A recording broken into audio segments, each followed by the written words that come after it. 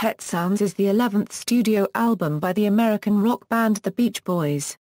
Released on May 16, 1966, it initially met a lukewarm critical and commercial reception in the United States but received immediate success abroad.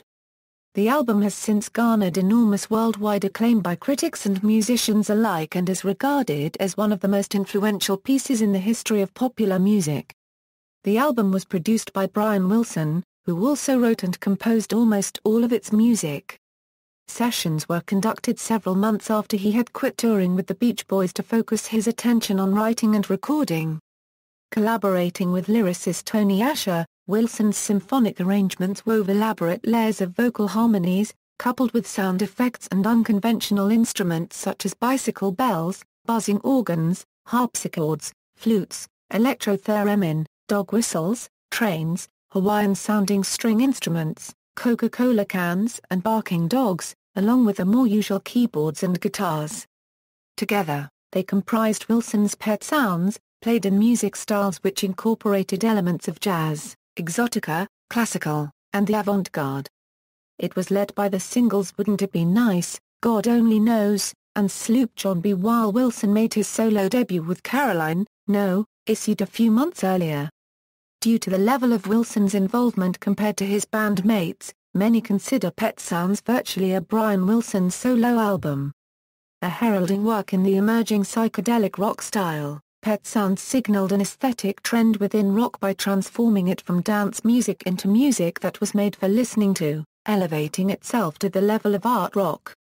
It was one of the first rock concept albums, and has been suggested to follow a lyrical song cycle format, although Wilson has maintained that the album's real unified theme lies within its cohesive production style.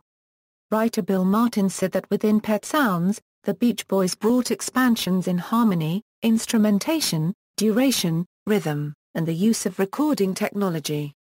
Of these elements, the first and last were the most important in clearing a pathway toward the development of progressive rock. Beyond pop and rock, Pet Sounds expanded the field of music production. Although Pet Sounds was met with strong sales abroad, reaching number 2 in the UK, it charted lower in the US than the majority of the band's preceding albums, peaking at number 10 on the Billboard Top LPs chart.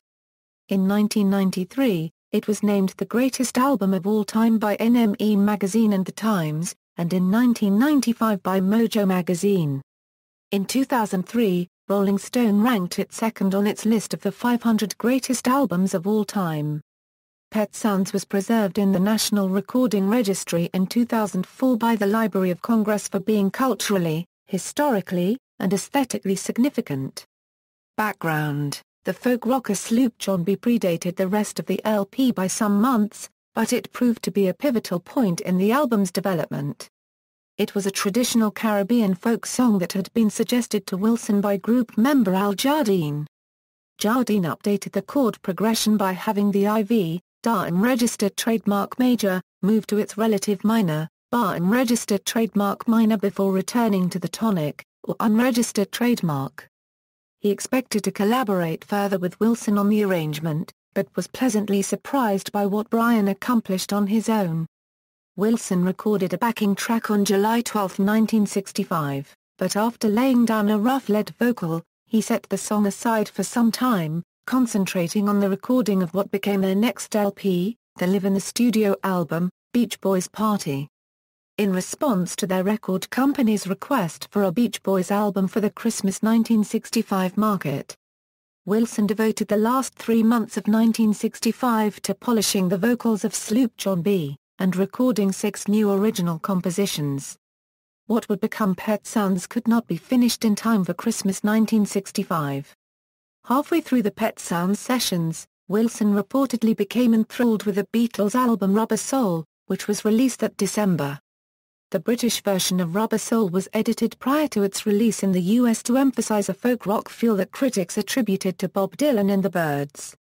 Wilson found Rubber Soul to lack filler tracks, which was mostly unheard of at a time when 45 RPM singles were considered more noteworthy than full-length LPs. Many albums up until the late 1960s lacked a cohesive artistic goal and were largely used to sell singles at a higher price point. Wilson's previous habits evident in the LPs today.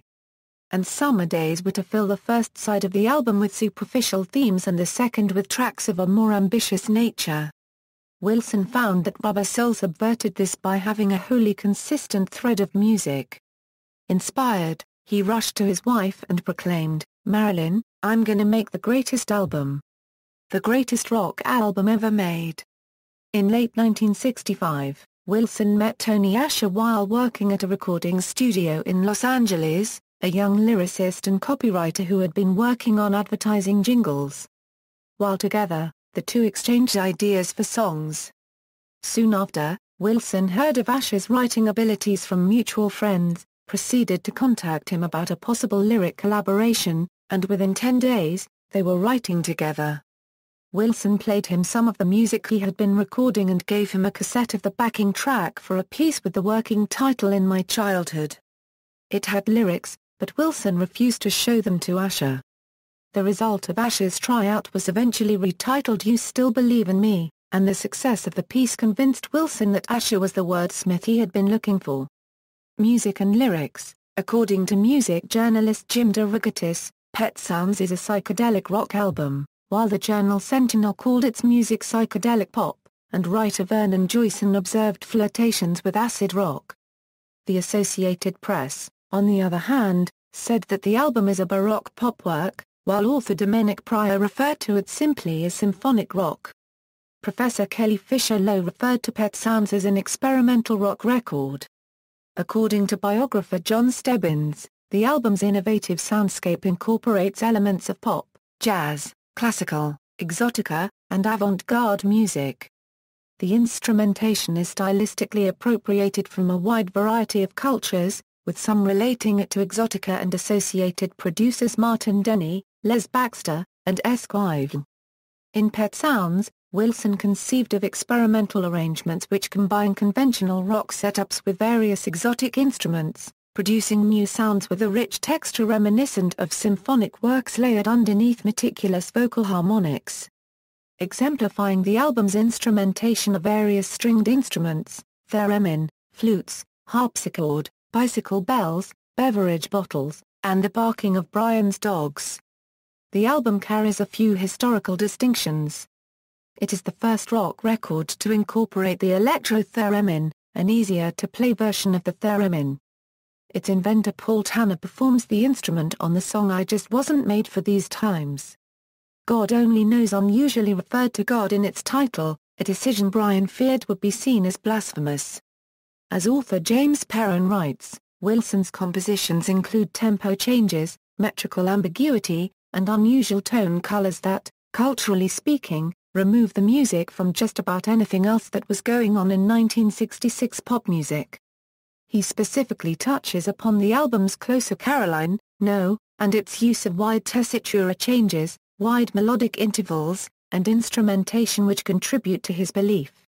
Also Brian's compositions and orchestral arrangements which experiment with form and tone colors. Referring to the opening track Wouldn't It Be Nice, Perron recalls that the track sounds significantly less like a rock band supplemented with auxiliary instrumentation than a rock band integrated into an eclectic mix of studio instrumentation. What follows immediately after, You Still Believe in Me, features the first expression of introspective themes which would pervade the rest of the album.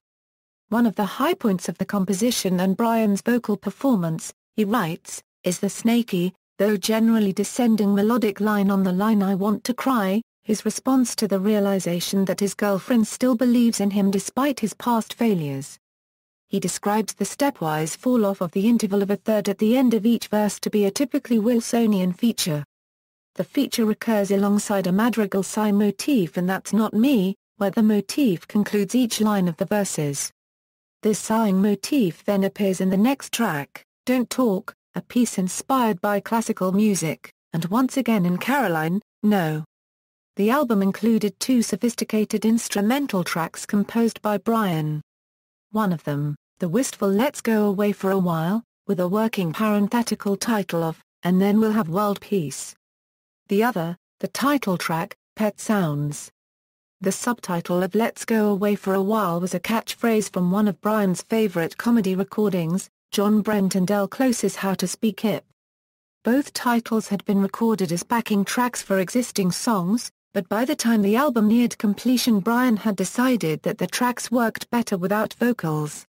Of Let's Go Away for a While, Perron observes, "There are melodic features but no tune to speak of." As an instrumental composition, this gives the piece an atmospheric feel. However, the exact mood is difficult to define.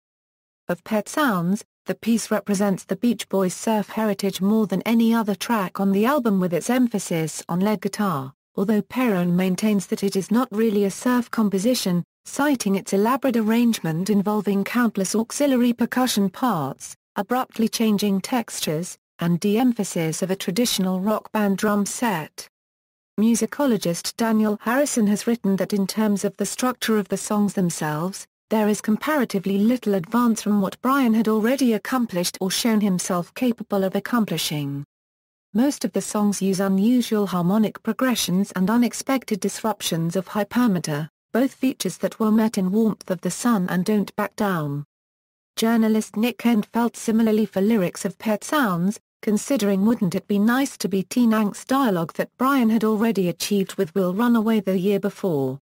However, this time Brian Wilson was out to eclipse these previous sonic soap operas, to transform the subject's sappy sentiments with a godlike grace so that the song would become a veritable pocket symphony.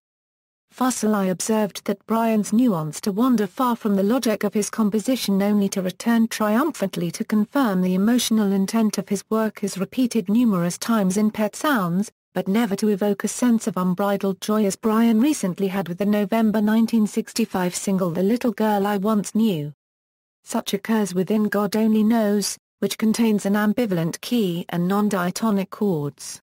Critics Richard Goldstein and Nick Cohn both noted incongruity between the music and lyrics, where the latter suggested the album to be composed of sad songs about happiness while also celebrating loneliness and heartache. According to Brian, his writing process at the time involved going to the piano and finding feels, which he described as brief note sequences, fragments of ideas, and that once they're out of my head and into the open air, I can see them and touch them firmly. They're not feels anymore. Asher maintains that his contribution to the music itself was minimal, serving mainly as a source of second opinion for Brian as he worked out possible melodies and chord progressions, although the two did trade ideas as the songs evolved. On his role as co-lyricist, Asher clarified, "The general tenor of the lyrics was always his and the actual choice of words was usually mine. I was really just his interpreter." On Brian's creative process, Asher remembers that one of the things that I really enjoyed was that first time I'd hear him hunting for a chord change and I'd think, man, he's just gone right off the edge because he's not ever gonna get close. He's way out there in some area that's just he'll never get back. And if he's successful, gets out of there, people are going to say, I've lost my tone center, don't know where the hell I am and stuff. And then, eventually, he'd figure out what it was he wanted to do. A lot of it was just hunting and pecking, the way some of us type. While most songs were composed with Tony Asher, I Know There's an Answer was co-written by another new associate, the Beach Boys road manager Terry Sacken. Mike Love is co-credited on the album's opening track, Wouldn't It Be Nice, and on I Know There's an Answer, but with the exception of his co-credit on I'm Waiting for the Day, his songwriting contributions are thought to have been minimal. The exact degree of Love's contribution to Wouldn't It Be Nice was never fully determined, but under oath in a court of law, Asher stated it consisted of the tag Good Night My Baby Sleep Tight, My Baby, and possible minor vocal arrangement. Love's influence on I Know There's an Answer is reputed to have stemmed from his opposition to the song's original title, Hang On to Your Ego, and his belief that it be partially rewritten and retitled. The original lyrics created a stir within the group. I was aware that Brian was beginning to experiment with LSD and other psychedelics, explained Love. The prevailing drug jargon at the time had it that doses of LSD would shatter your ego, as if that were a positive thing. I wasn't interested in taking acid or getting rid of my ego. Jardine recalled that the decision to change the lyrics was ultimately Brian's. Brian was very concerned. He wanted to know what we thought about it. To be honest, I don't think we even knew what an ego was.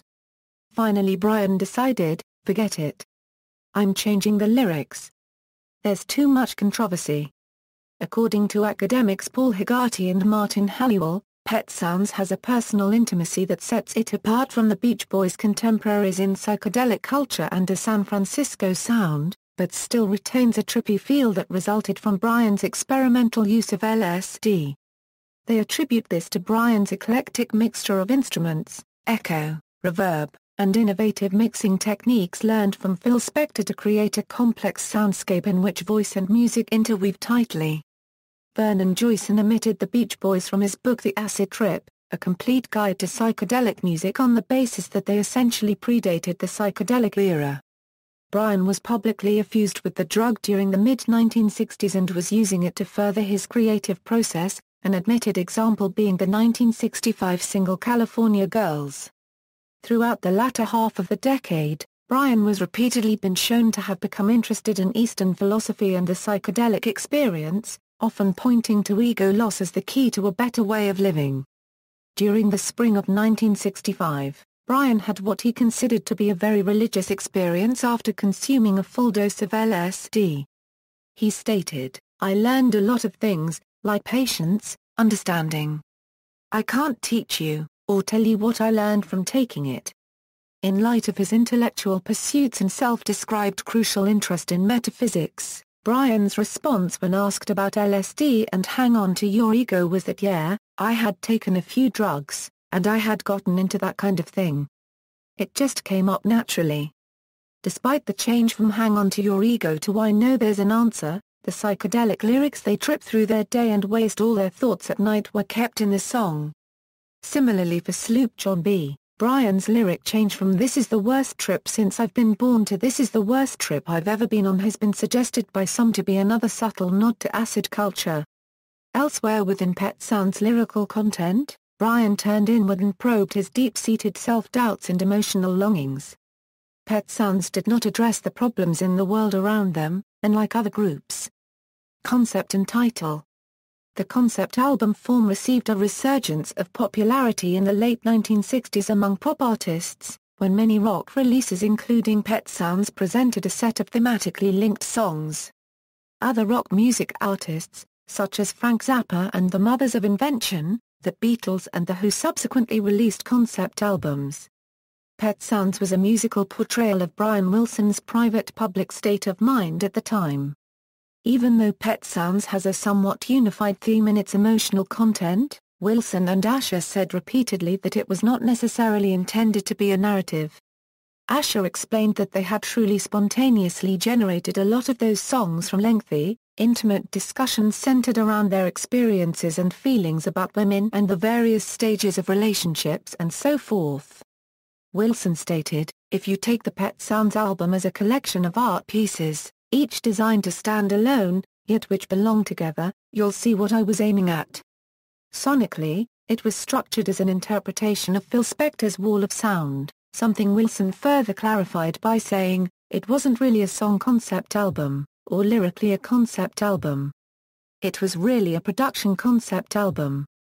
Brian's then-wife, Marilyn Wilson Rutherford, believed that her relationship with Brian was a central reference within the album's lyrics.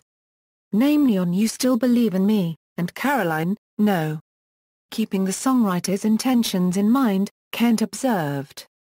Beginning with Wouldn't It Be Nice, and its glorification of the two young lovers' star-crossed longings, the album documents the male participant's attempts at coming to terms with himself and the world about him. Each song pinpoints a crisis of faith in love and life, confusion, disorientation, recognition of love's capricious impermanence and finally, the grand betrayal of innocence featured in Caroline, No. Then again, bearing in mind this conceptual bent, there are certain incongruous factors about the album's construction. The main one is the inclusion of the hit single Sloop John B, as well as of two instrumental pieces. James Perron argues, to the extent that the listener hears Let's Go Away for a While as an incomplete piece, it is possible to understand it as a reflection of the alienation the sense of not quite fitting in of the bulk of Tony Asher's lyrics in the songs on Pet Sounds. Noting that a sense of self-doubt, concern for the future of a relationship, and melancholy pervades Pet Sounds. Perrin claims in reference to Sloop John B that the song successfully portrays a sailor who feels completely out of place in his situation, which is fully in keeping with the general feeling of disorientation that runs through so many of the songs. In Perrin's interpretation, he also suggests a visceral continuity, writing that the high-pitched electric bass guitar part in Here Today bring to mind similar parts in God Only Knows, culminating in what sounds like the vocal protagonist of Here Today warning the protagonist of God Only Knows that what he sings stands no chance at longevity. The protagonist's relationship then concludes shortly after I just wasn't made for these times, while Caroline, No is a rumination in broken love. From another viewpoint, author Scott Schinder has written that Wilson and Asher crafted an emotion-charged song cycle that surveyed the emotional challenges accompanying the transition from youth to adulthood. In his interpretation, lyrically, Pet Sounds encompass the loss of innocent idealism, the transient nature of love, faith in the face of heartbreak, the demands and disappointments of independence, the feeling of being out of step with the modern world, and the longing for a happy, loving future. The album also featured a series of intimate, hymn-like love songs, You Still Believe in Me, Don't Talk, and God Only Knows. On February 15, the group traveled to the San Diego Zoo to shoot the photographs for the cover, which had already received its title. George German was credited for taking the cover photo. According to the liner notes, the photos of the Beach Boys feeding an assortment of goats was a play on the album's chosen title, Pet Sounds. Both the origin and meaning of the album title Pet Sounds are uncertain. Wilson claimed at one point that the title was a tribute to Spector by matching his initials. Carl Wilson later spoke about the album title. The idea he had was that everybody has these sounds that they love, and this was a collection of his pet sounds. It was hard to think of a name for the album, because you sure couldn't call it Shut Down Volume 3, referencing the artistic disparity between Pet Sounds and their earlier works, adding it was just so much more than a record. It had such a spiritual quality. It wasn't going in and doing another top 10. It had so much more meaning than that. Mike Love also laid claim to the title. We were standing in the hallway in one of the recording studios, either Western or Columbia, and we didn't have a title, he recounted.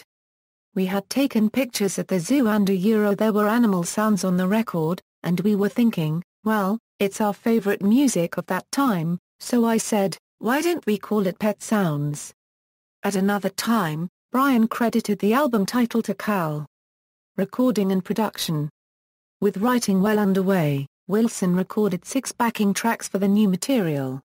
The backing tracks for Pet Sounds were recorded over a period lasting several months, using major Los Angeles studios and an ensemble that included the highly regarded session musicians later known as the Wrecking Crew.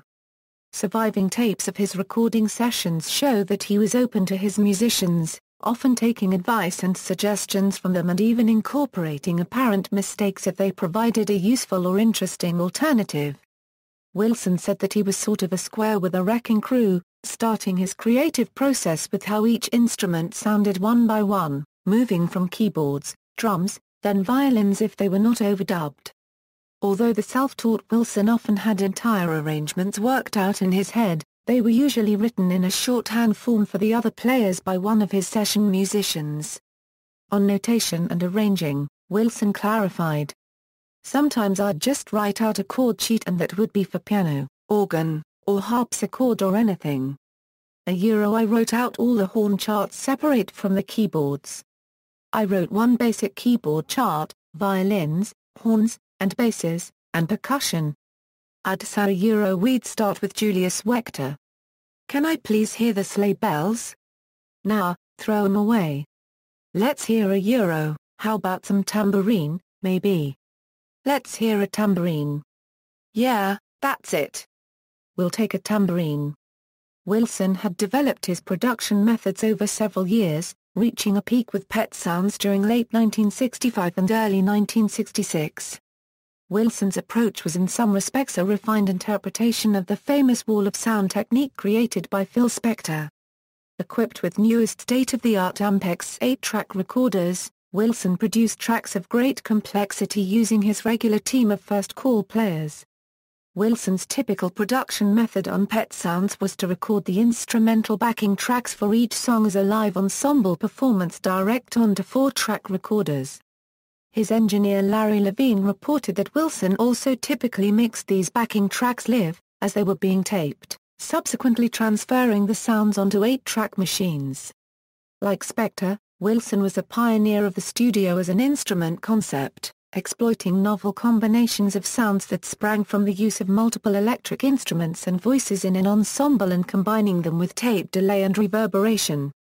He often doubled bass, guitar and keyboard parts, blending them with reverberation and adding other unusual instruments.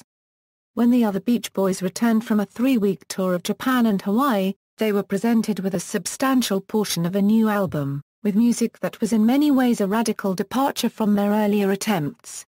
Both Asher and Wilson state that there was resistance to the project from within the group, but on this occasion, Wilson's conviction convinced the other members. According to various reports, the group fought over the radical direction Brian had presented with Pet Sounds. One of the biggest issues was the album's complexity, and how the touring Beach Boys would be able to perform its music live.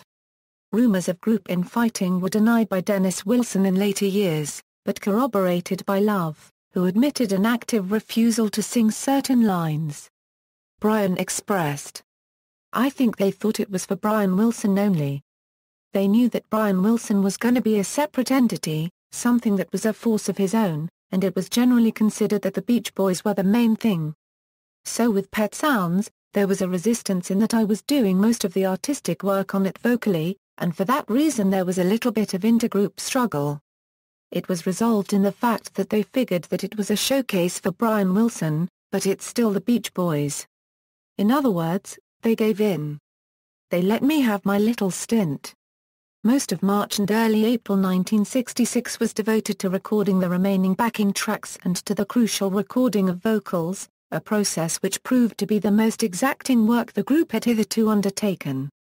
According to Jardine, each member was taught their individual vocal lines by Brian at a piano. He explains, "Every night we unregistered trademark D come in for a playback. We unregistered trademark D sit around and listen to what we did the night before. Someone might say, well, that unregistered trademark is pretty good but we can do that better. We had somewhat photographic memory as far as the vocal parts were concerned, so that never a problem for us." Brian recounted a cupping the microphone technique he taught his brother Dennis for recording vocals, elaborating, "Well, he had a lot of trouble singing on mic. He just didn't really know how to stay on mic. He was a very nervous boy. Very nervous person. So I taught him a trick, how to record, and he said, 'Hey Brian. That works great. Thank you.' And I said, 'It's okay, Dennis.' He was really happy. I showed him not how to sing, but I showed him a way to get the best out of himself. Just Cooper unregistered trademark singing." In spite of the availability of sophisticated multitrack recording, Wilson mixed the final version of his recordings in mono, as did Phil Spector. He did this because he felt that mono mastering provided more sonic control over the final result, regardless of the vagaries of speaker placement and sound system quality. In that era, radio and TV were broadcast in mono, and most domestic and automotive radios and record players were monophonic. Another and more personal reason for Wilson's preference for mono was due to his almost total deafness in his right ear. These backing tracks were then dubbed down onto one track of an 8-track recorder.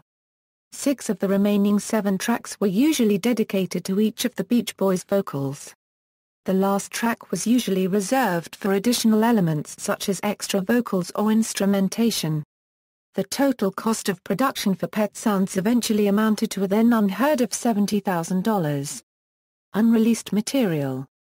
On October 15, 1965, Wilson went to the studio to record an instrumental piece entitled Three Blind Mice, bearing no musical connection to the nursery rhyme of the same name.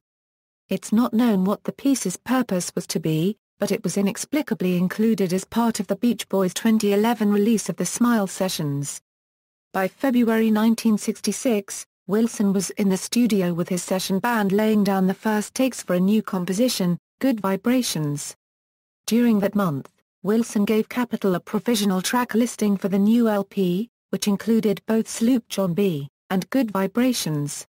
This contradicts the long-held misconception that Sloop John B was a forced inclusion as a hit single at Capitol's insistence. In late February, the song was weeks away from release. Wilson worked through February and into March fine-tuning the backing tracks. To the group's surprise, he also dropped Good Vibrations from the running order, telling them that he wanted to spend more time on it.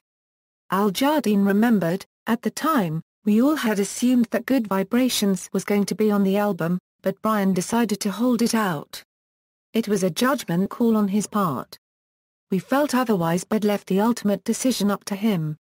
A third instrumental, called Trombone Dixie, had been fully recorded, but it remained in the vaults until its inclusion on the album's 1990 remastered CD release. According to Brian, "I was just fooling around one day, fucking around with the musicians, and I took that arrangement out of my briefcase and we did it in 20 minutes. It was nothing, there was really nothing in it." Wilson devoted some Pet Sounds sessions to avant-garde indulgences such as an extended a cappella run-through of the children's song Row, Row, Row Your Boat, exploiting the song's use of rounds via tape delay and overdubbing.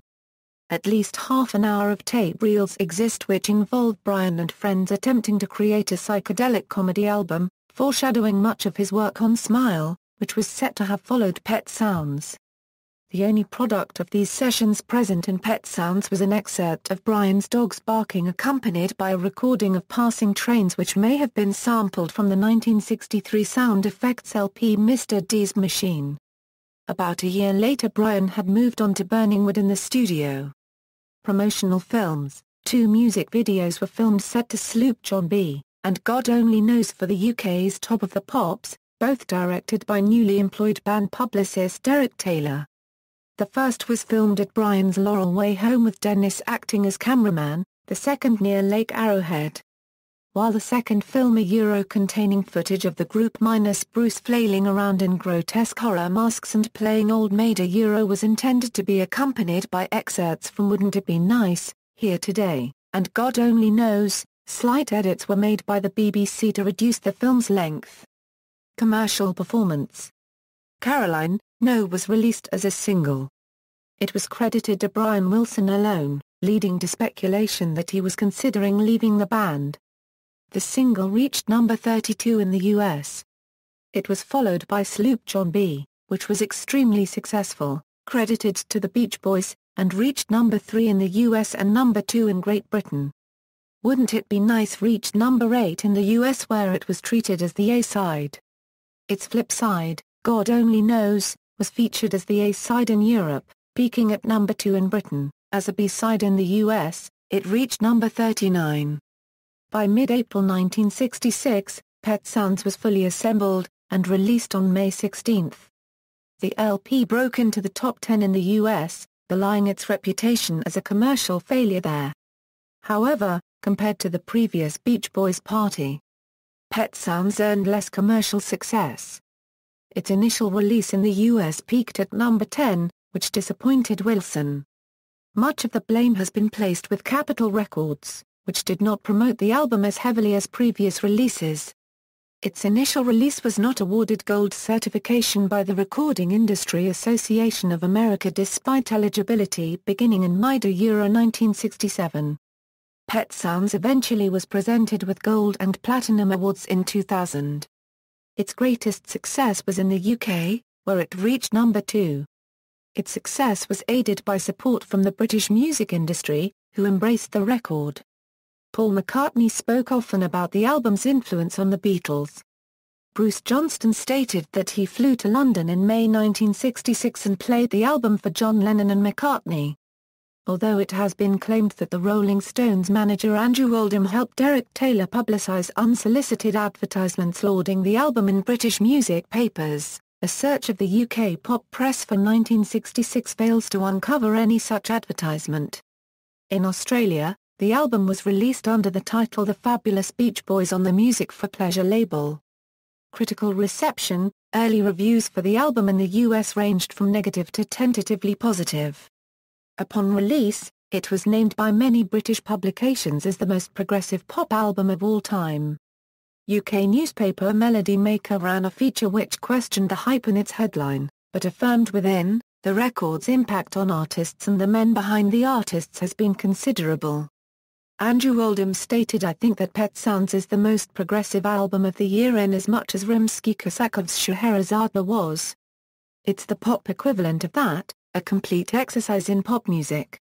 Spencer Davis of the Spencer Davis Group praised the album, saying Brian Wilson is a great record producer. "I haven't spent much time listening to the Beach Boys before, but I'm a fan now and I just want to listen to this LP again and again." Pete Townshend was apprehensive of the album, believing the Beach Boys' new material is too remote and way out. "It's written for a feminine audience." Similarly, journalist and television presenter Barry Fantini commented at the time that he preferred the group's Beach Boys today. "And that Pet Sounds is probably revolutionary, but I'm not sure that everything that's revolutionary is necessarily good." In Gene Schilatti's 1968 editorial in defense of the Beach Boys, he commented that Wilson was one of the all-time great composers of melody and rock along with Lennon-McCartney, John Phillips, and Smokey Robinson, yet, Pet Sounds was by no means a revolutionary work in that it inspired or influenced the rock scene in a big way. It was revolutionary only within the confines of the Beach Boys' music.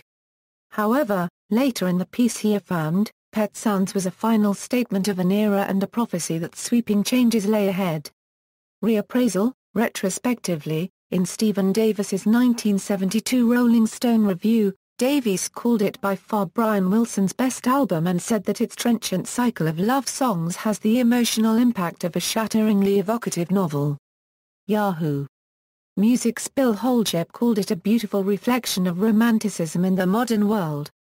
In Music USA, The Rough Guide, Richie Unterberger and Sam Hicks wrote the album to be a quantum leap from the Beach Boys' earlier material, and the most gorgeous arrangements ever to grace a rock record. In 2006, Dominique Leone wrote a 9.4 review of its 40th anniversary edition for Pitchfork Media, stating, "Certainly, regardless of what I write here, the impact and influence of the record will have been in turn hardly influenced at all. I can't even get my dad to talk about Pet Sounds anymore." The hymnal aspect of many of these songs seems no less pronounced, and the general air of deeply heartfelt love, graciousness and the uncertainty that any of it will be returned are still affecting to the point of distraction. Music journalist Robert Christgau felt that Pet Sounds was a good record, but believed it had become viewed as a totem. The AV Club theorized that the later success of Good Vibrations was what helped turn around the perception of Pet Sounds. That the unhip orchestrations and pervasive sadness baffled some longtime fans, who didn't immediately get what Wilson was trying to do. Legacy. Professor of American history John Robert Green stated that God Only Knows remade the ideal of the popular love song, while Sloop John B. and Pet Sounds broke new ground and took rock music away from its casual lyrics and melodic structures into what was then uncharted territory. He furthermore called it one factor which spawned the majority of trends in post-1965 rock music, the only others being the Beatles' Rubber Soul and Revolver, and the 1960s folk movement. According to music journalists Stephen Davis and Nick Kent, it was the first rock concept album. Bill Holdship said that Pet Sounds was perhaps rock's first example of self-conscious art. According to Jim Fusilli, author of the 33 book on the album, it raised itself to the level of art through its musical sophistication and the precision of its statement, while academic Michael Johnson said that the album was one of the first documented moments of ascension in rock music. Pet Sounds is viewed by writer David Leaf as a herald of art rock genre. Music journalist Jim DeRogatis said that it was one of the first psychedelic rock masterpieces, along with the psychedelic sounds of the 13th Floor Elevators and Revolver. Beyond pop and rock, Pet Sounds expanded the field of music production. In 1971, publication Beat Instrumental and International Recording wrote, "Pet Sounds took everyone by surprise. In terms of musical conception, lyric content, production and performance, It stood as a landmark in a music genre whose development was about to begin snowballing. Writer Bill Martin felt that it aided in the development of progressive rock at a time when the Beach Boys brought expansions in harmony, instrumentation, duration, rhythm, and the use of recording technology. The album has inspired many progressive rock bands, being later named as one of Classic Rock magazine's 50 albums that built prog rock. Pet Sounds is frequently cited by both critics and musicians as the greatest rock album of all time. Advocates include Mojo magazine and Paul McCartney. Although not originally a big seller, Pet Sounds has been influential since it was released. In 1995, a panel of top musicians, songwriters and producers assembled by Mojo magazine voted Pet Sounds as the #1 greatest album among them. Artists and musicians have revered the album as a remarkable milestone in the history of popular music. These have included the Beach Boys' contemporaries Pink Floyd, Cream, The Who, and the Beatles. In the 2005 documentary The Devil and Daniel Johnston, it was reported that singer-songwriter Daniel Johnston was enraptured with Pet Sounds and it immediately led him to buy the rest of the Beach Boys' discography. He later recorded his own version of God Only Knows, a song which also inspired songwriter Margot Gurian to re-evaluate her career, saying, "I thought it was just gorgeous. I bought the record and played it 1,000,000 times, then sat down and wrote Think of Rain. That's really how I started writing that way. I just decided it was better than what was happening in jazz." Seattle-based folk band, the Fleet Foxes have often been seen paying tribute to the album. Thurston Moore of Sonic Youth Euro, who has covered both Here Today, and I Know There's an Answer from the album Euro, has commented, "I would look at the cover of Pet Sounds and think, these guys with these sheep. I mean, what's going on here?" Novelist Thomas Pynchon was played Pet Sounds by journalist Jules Siegel shortly after the album's release. At the time, Pynchon was unaware why the journalist had been interested in covering the group. After listening, Pynchon was reportedly in a stunned pleasure, sighing softly before saying, "Oh now I understand." Paul McCartney has frequently stated his affinity with the album, citing God Only Knows as his favorite song of all time, and crediting his uniquely melodic bass-playing style to the album. He acknowledged that it was the primary impetus for the Beatles' 1967 album Sgt. Pepper's Lonely Hearts Club Band. The album also influenced their Revolver album. Arranger Robert Kirby claims that English singer-songwriter Nick Drake intended the instrumentals on his 1970 album Britta later to evoke Pet Sounds. Kevin Shields of the Irish shoegazing group My Bloody Valentine referenced Pet Sounds as an example toward why their 1991 album Loveless was recorded in mono. R.E.M's song At My Most Beautiful from their 1998 album Up was written as a gift from Michael Stipe to his bandmates fond of Pet Sounds. According to New York, portions of the album OK Computer were based on the atmosphere of Pet Sounds.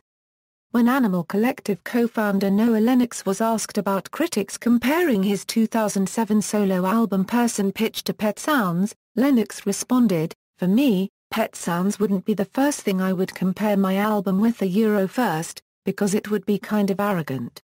Tributes. Pet Sounds inspired tribute albums such as Do It Again, a tribute to Pet Sounds, the String Quartet tribute to the Beach Boys Pet Sounds, and Mojo Presents, Pet Sounds Revisited.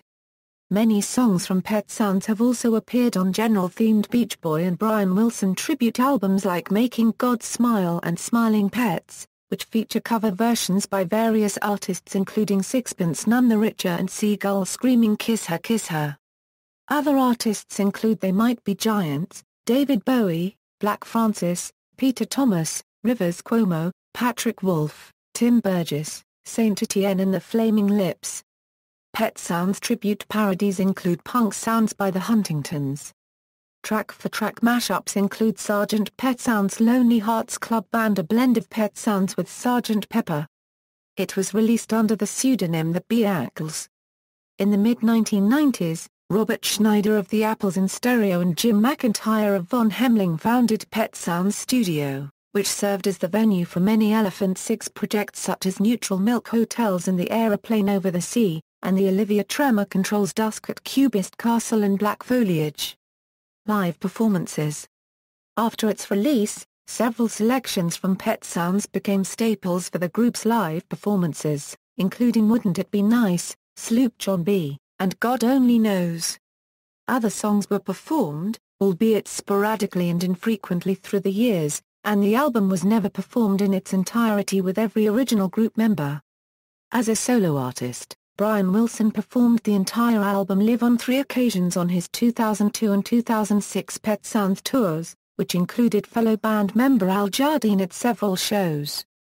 He also performed it twice on his 2013 tour, which again included Jardine as well as original Beach Boys guitarist David Marks. Recordings from Wilson's 2002 concert tour were released as Brian Wilson Presents Pet Sounds Live. Release history. Pet Sounds has had many different reissues since its release in 1966, including remastered mono and stereo versions. Its first reissue was in 1972, when it was packaged as a bonus LP with the Beach Boys' latest album Carl and the Passions So Tough. The first release of the album on CD came in 1990, when it was released with the addition of 3 bonus tracks, Unreleased Backgrounds, Hang On To Your Ego, and Trombone Dixie, all of which were described as unreleased. In 1997, the Pet Sounds Sessions box set was released. It included the original mono release of Pet Sounds, the very first stereo release, and 3 discs of unreleased material. The stereo mix was reissued in 1999 on vinyl and on CD. In 2001, Pet Sounds was re-released with a mono and improved stereo versions, plus Hang On To Your Ego as a bonus track, all on 1 disc. On August 29, 2006, Capitol released the 40th anniversary edition.